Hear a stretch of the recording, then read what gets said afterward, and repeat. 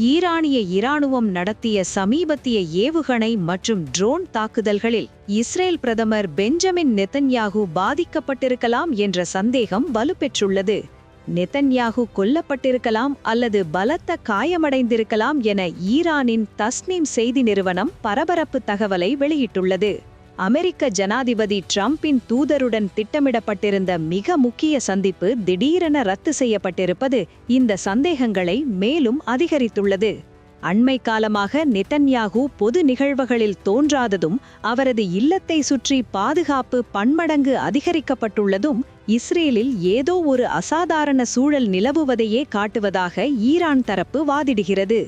இந்த தகவல்கள் சர்வதேச அளவில் பெரும் பரபரப்பை ஏற்படுத்தியுள்ள போதிலும் இஸ்ரேல் அரசாங்கம் இதுகுறித்து இதுவரை எந்த ஒரு அதிகாரப்பூர்வமான விளக்கத்தையும் அளிக்கவில்லை.